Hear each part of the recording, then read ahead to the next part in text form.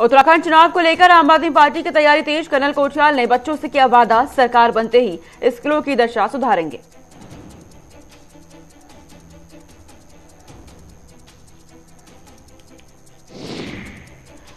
दलित भोजन माता मामले में सरकार सख्त, सीएम धामी ने डीआईजी से कहा दोषियों को बख्शा ना जाए।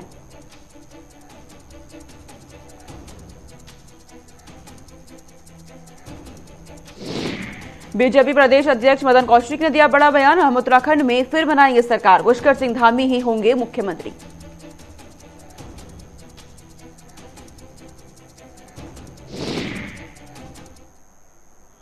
नमस्कार, आप देख रहे हैं गुलिस्तान न्यूज। मैं आपके साथ सोनिका सिंह। बुलेटिन की शुरुआत करते हैं, सीधा उत्तराखंड का रुख कर लेते हैं। बड़ी जानकारी मिल रही है उत्तराखंड से।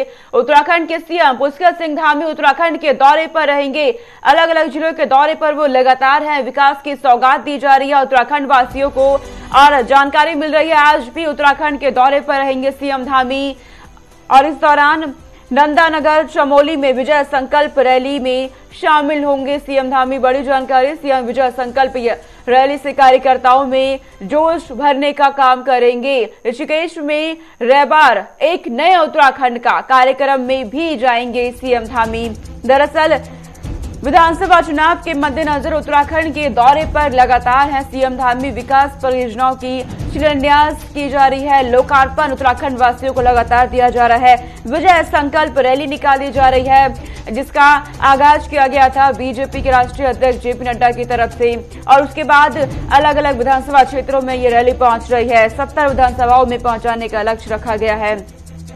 अब ऋषिकेश में रविवार एक नए उत्तराखंड का कार्यक्रम में भी पहुंचेंगे।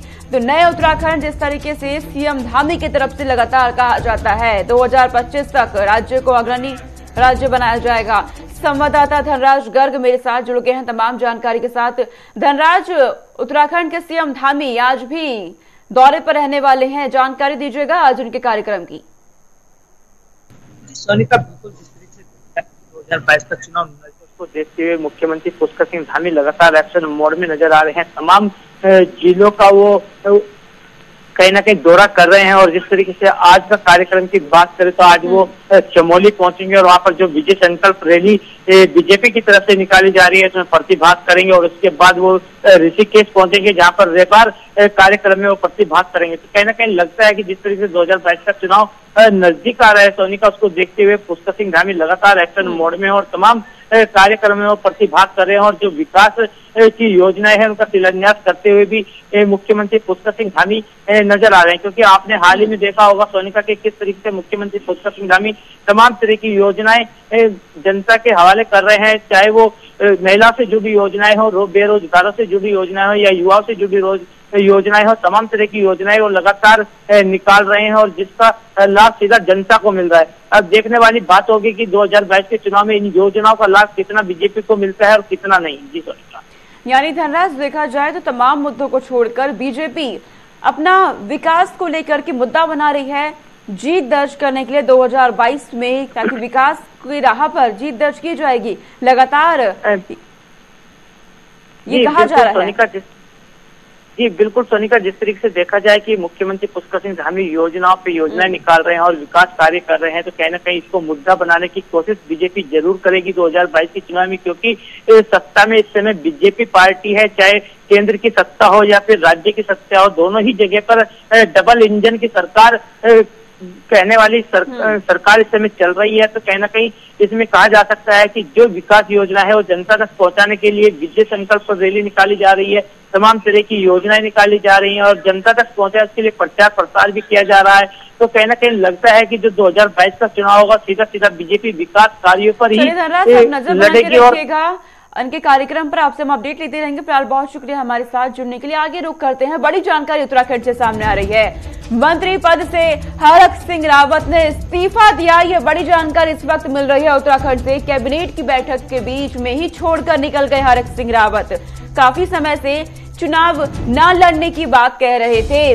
बीजेपी के कई नेता हरक सिंह से बात का प्रयास कर रहे हैं, ये सूत्रों के हवाले से बड़ी जानकारी मिल रही है। तो कांग्रेस के बाद अब बीजेपी में सियासी हलचल तेज हो गई है।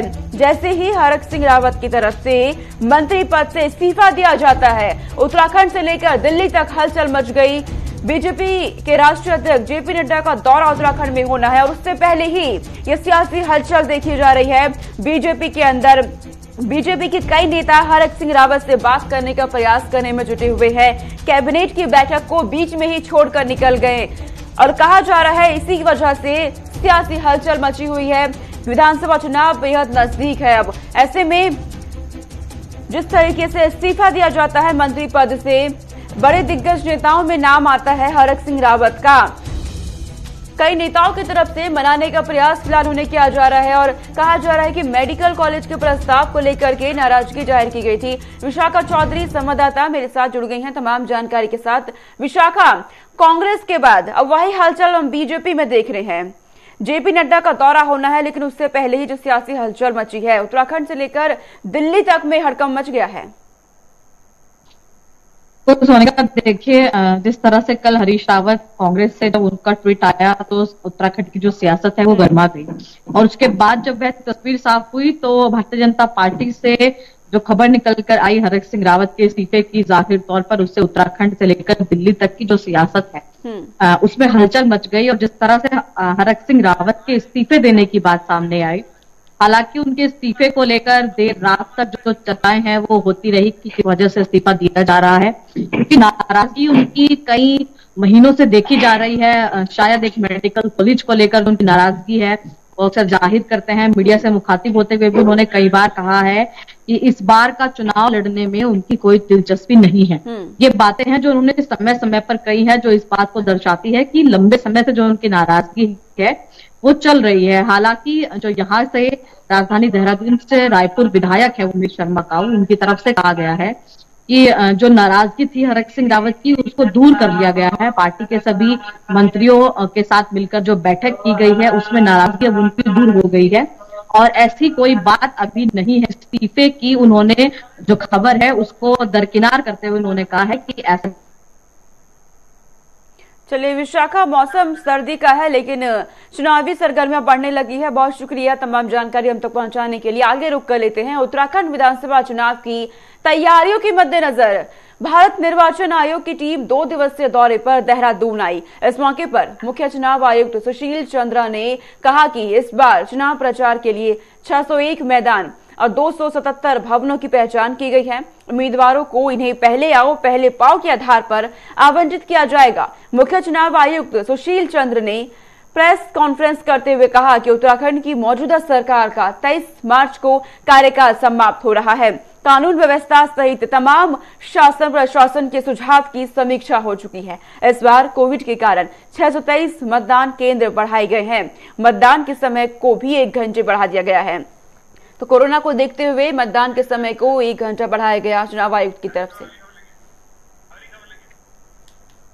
चलिए आगे रुक कर लेते हैं। बड़ी जानकारी आपको दे दें, पीएम नरेंद्र मोदी के कार्यों से एक नई पहचान मिली है, ये कहा गया है। और इसी के साथ सह परिवार रामलला के दर्शन करने के लिए आमंत्रित करते हैं कैलाश विजयवर्गीय की तरफ से कहा गया है। दरअसल बीजेपी के राष्ट्रीय महामंत्री कैलाश विजयवर्गीय ने कांग्रेस को हताश और निराश पार्टी बताते हुए कहा कि देश और दुनिया में आज प्रधानमंत्री नरेंद्र मोदी के कार्यों से भारत को नई पहचान मिलने से देशवासियों का सिर गर्व से ऊंचा हुआ है। रुद्रप्रयाग जिले में अगस्त त्युमनी के रामलीला मैदान में विजय संकल्प यात्रा के दौरान आयोजित जनसभा को संबोधित करते हुए उन्होंने कहा कि कांग्रेस नेता हरीश रावत राम मंदिर पर सवाल उठाया करते थे। हम उन्हें अयोध्या में सपरिवार रामलला के दर्शन करने के लिए आमंत्रित करते हैं। विजय संकल्प यात्रा में मिल रहे भारी जन समर्थन की सराहना की गई है। कहा कि इस बार बीजेपी उत्तराखंड में 60 से भी अधिक सीटें जीतेगी। उन्होंने बाबा केदारनाथ के प्रति प्रधानमंत्री नरेंद्र मोदी के अथाह प्रेम और विश्वास को याद दिलाते हुए कहा कि यह केदारनाथ की धरती राज्य और देश में बीजेपी के प्रति संकल्प और स्पष्ट संदेश देगी। आगे रुक कर लेते हैं। दिल्ली में राहुल गांधी के साथ हुई बैठक के बाद पूर्व मुख्यमंत्री हरीश रावत ने कहा कि चुनाव मैं लीड करूंगा, लेकिन मुख्यमंत्री कौन होगा ये चुनाव के बाद ही तय होगा। इसके बाद अब हरीश रावत के ट्वीट के बाद उत्तराखंड कांग्रेस में मचा घमासान सुलझता हुआ नजर आ रहा है। दिल्ली में पार्टी के शीर्ष नेतृत्व ने हरीश रावत सहित उत्तराखंड कांग्रेस के बड़े नेताओं से बात की, जिसके बाद हरीश रावत ने मीडिया से कहा कि वह आगामी विधानसभा चुनाव लीड करेंगे।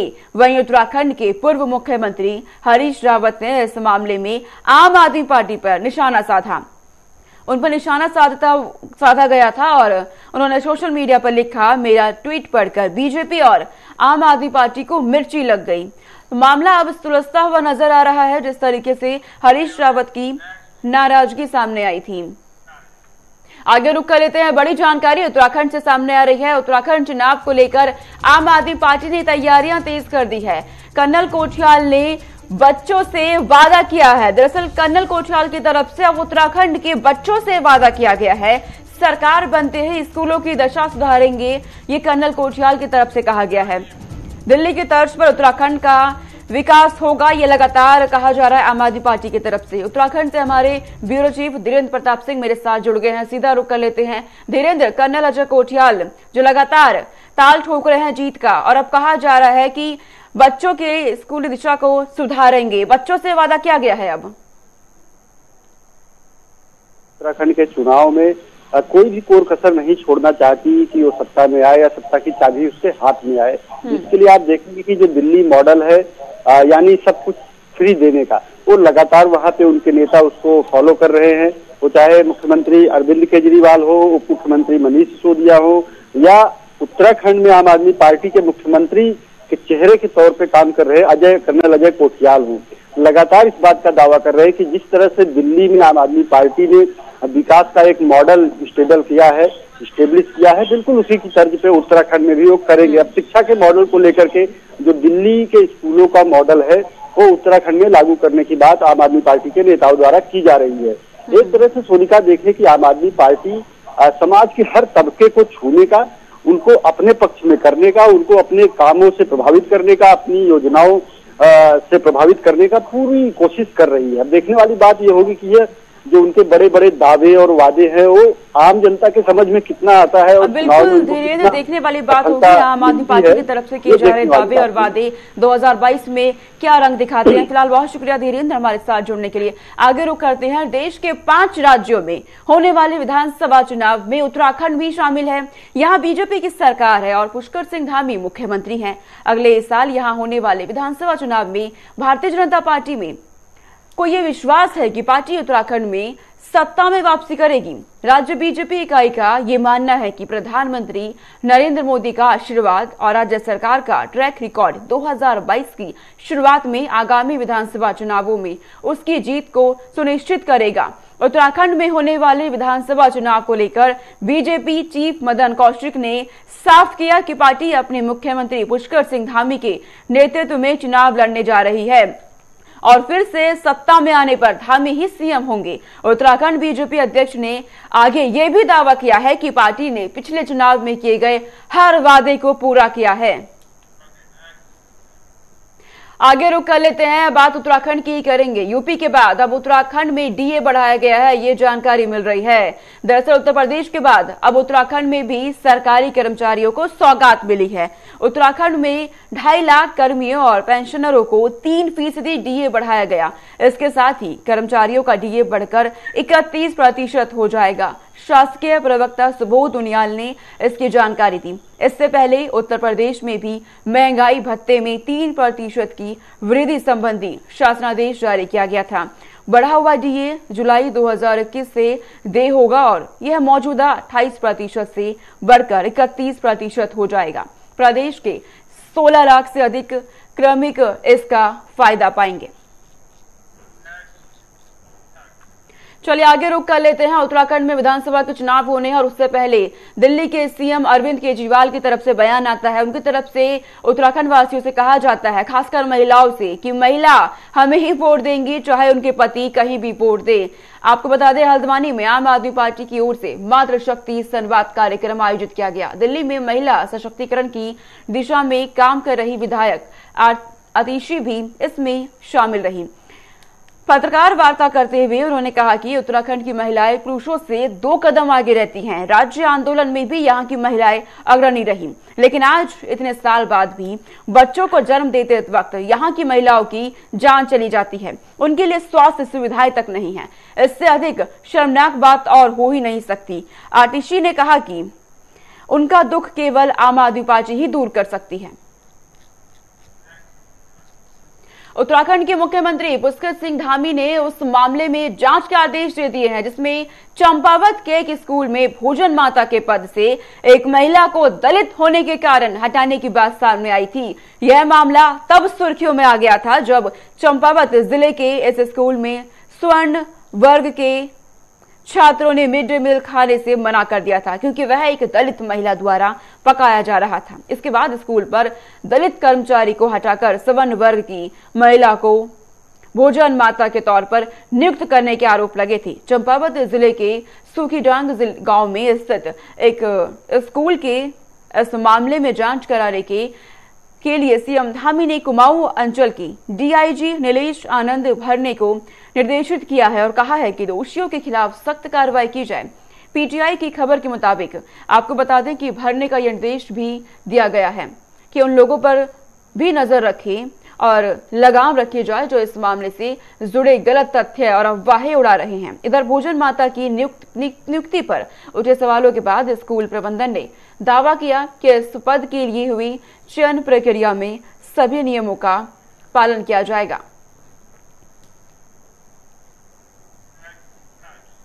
चलिए आगे रुक करते हैं। बड़ी जानकारी आ रही है उत्तर प्रदेश से। आज सीएम योगी आदित्यनाथ बटेश्वर दौरे पर रहेंगे। तो बटेश्वर के दौरे पर रहेंगे सीएम योगी आदित्यनाथ। अटल बिहारी वाजपेयी की 97वीं जयंती आज है। इस मौके पर शामिल होंगे और उन्हें श्रद्धांजलि दी जाएगी। जन्म दिवस आज उनका है। करीब 3 बजे बटेश्वर पहुंचेंगे सीएम योगी आदित्यनाथ। 14 करोड़ रुपए की 3 योजनाओं का शिलान्यास भी इस दौरान करेंगे। पूर्व प्रधानमंत्री स्वर्गीय अटल बिहारी वाजपेयी का पैतृक गांव है बटेश्वर। वहां पहुंचेंगे सीएम योगी आदित्यनाथ और उन्हें नमन किया जाएगा, श्रद्धांजलि उन्हें दी जाएगी। 97वां जन्म दिवस आज उनका है और इस दौरान सीएम योगी आदित्यनाथ उनके पैतृक गांव पहुंच रहे हैं। 14 करोड़ रुपए की 3 योजनाओं का शिलान्यास उनकी तरफ से किया जाएगा। सौगात दी जाएगी वहां से जनता को। तो सीएम योगी आदित्यनाथ अटल बिहारी वाजपेयी की जयंती पर उन्हें नमन करेंगे पहुंच करके। 97वीं जयंती आज उनकी है। उमेश मिश्रा मेरे साथ जुड़ गए हैं, मेरे सहयोगी तमाम जानकारी। मुनीश मेरे साथ जुड़ गए हैं तमाम जानकारी के साथ। मेरे सहयोगी सीधा रुक कर लेते हैं। मुनीश, जानकारी दीजिएगा, आज सीएम योगी आदित्यनाथ बटेश्वर पहुंच रहे हैं, कब तक क्या कार्यक्रम वहां पर उनके होने हैं?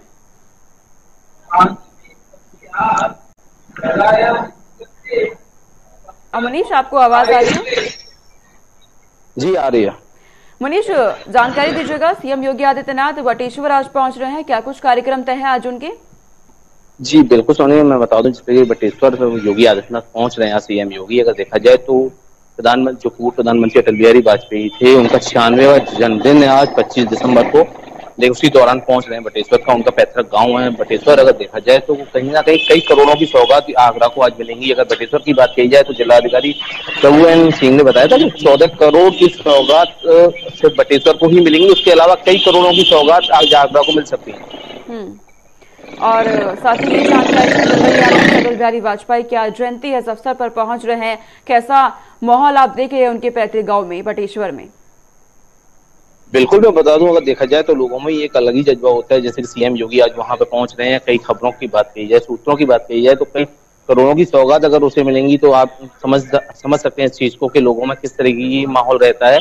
उसी का माहौल एक वहां पे अगर देखा जाए तो कहीं ना कहीं एक देखा जाए तो बटेश्वर को कई 2 घाटों का जीर्णोद्वार भी मिलेगा। इसके अलावा अगर बात कही जाए तो कई करोड़ों की सौगात आज आगरा को मिलेंगी। कहीं ना कहीं आगरा की जो जनता है वो भी अगर देखा जाए तो खुशी का माहौल है इस चीज को लेकर। यानी अटल बिहारी वाजपेयी के पैतृक गांव पहुंचकर वहां की जनता को मनाने की कोशिश की जा रही है। मुनीश जी बिल्कुल, अगर बात कहूँ अटल बिहारी वाजपेयी की बात की जाए तो अटल बिहारी वाजपेयी का जन्मदिन था वो 25 दिसंबर का था आज के। अगर देखा जाए तो सीएम योगी वहां पहुंचकर अब क्या सौगात आगरा की जनता को देंगे वो तो वहां देखने वाली बात होगी।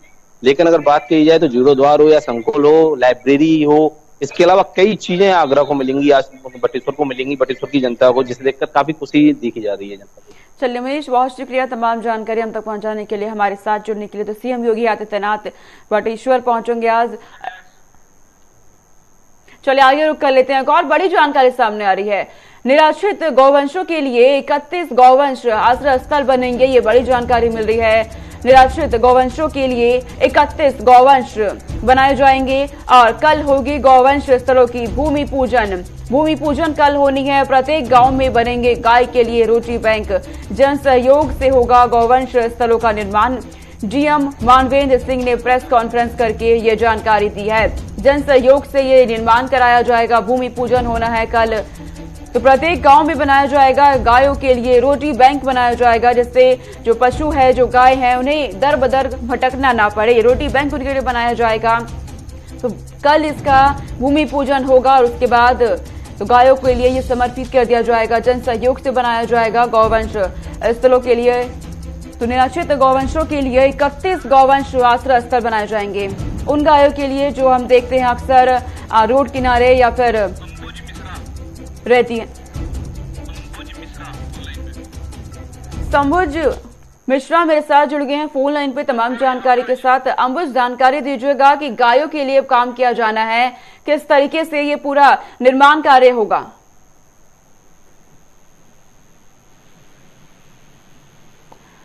अंबुज, आपको आवाज आ रही है हमारी? फिलहाल अंबुज से हमारा संपर्क नहीं हो पाया है। आपको जानकारी दे दें, गायों के लिए कदम उठाया जा रहा है। प्रत्येक गांव में गायों के लिए रोटी बैंक बनाए जाएंगे, जिससे गौवंश स्थलों का अब निर्माण होना है। जन सहयोग से निर्माण किया जाएगा। तकरीबन 31 गौवंश आश्रय स्थल बनाए जाएंगे निराश्रित गायों के लिए। फिलहाल जो हम देखते हैं रोड किनारे अक्सर देखा जाता है दर बदर भटकती गायों के लिए, अब उनके लिए काम किया जाना है। ये बड़ी जानकारी मिल रही है।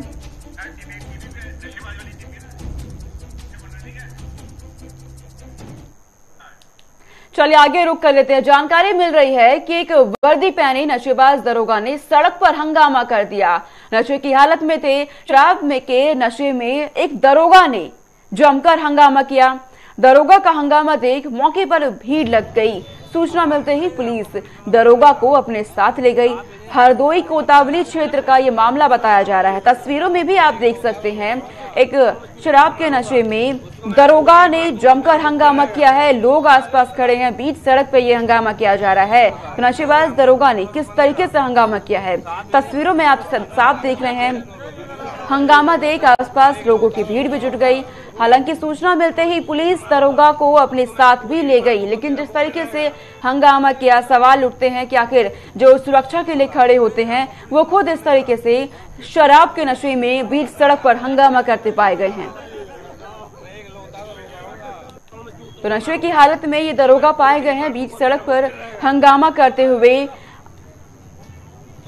अक्सर देखा जाता है जब कोई आम नागरिक इस तरीके से हंगामा करता है तो उन्हें पकड़ने का काम या उन्हें सुधारने का काम पुलिस द्वारा किया जाता है, लेकिन मामला उलट हम देख रहे हैं। एक दरोगा की तरफ से ही शराब के नशे में आकर के बीच सड़क पर हंगामा किया जा रहा है, गाली गलौज किया जा रहा है। इसे देखते हुए भीड़ भी लग गई है आसपास।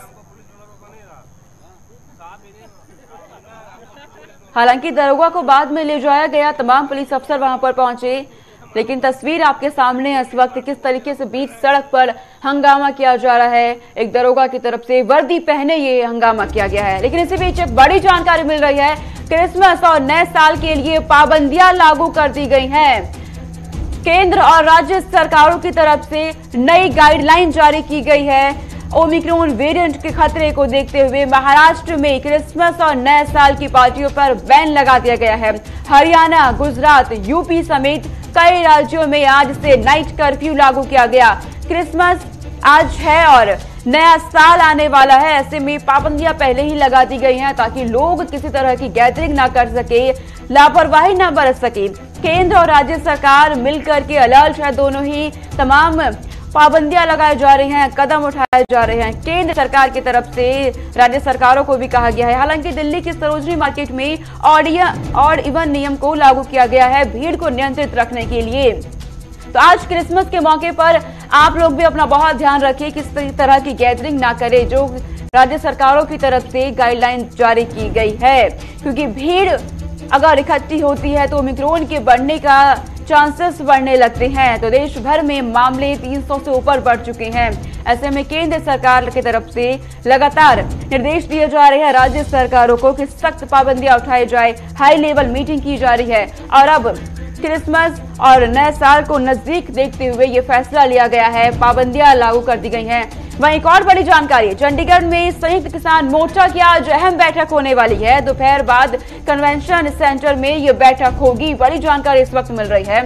बैठक में पंजाब के करीब 28 किसान संगठन हिस्सा लेंगे। तो विधानसभा चुनाव को लेकर आज बड़ा ऐलान कर सकते हैं एसकेएम की तरफ से, संयुक्त किसान मोर्चा की तरफ से बड़ा ऐलान आज किया जा सकता है। तो बड़ी बैठक आज करने जा रहे हैं। बैठक के बाद शाम 3:30 पर संयुक्त किसान मोर्चा की तरफ से एक प्रेस कॉन्फ्रेंस भी की जाएगी। पहले बैठक होनी है कन्वेंशन सेंटर में, ये बैठक होगी और उस बैठक के बाद फिर प्रेस कॉन्फ्रेंस की जाएगी और करीब 28 किसान संगठन इस बैठक में हिस्सा लेने जा रहे हैं। पंजाब के विधानसभा चुनाव से पहले बड़ा ऐलान किया जा सकता है संयुक्त किसान मोर्चा की तरफ से। फिलहाल इस बुलेटिन में इतना ही। देश और दुनिया की तमाम खबरों के लिए देखते रहिए गुलिस्तान न्यूज। नमस्कार।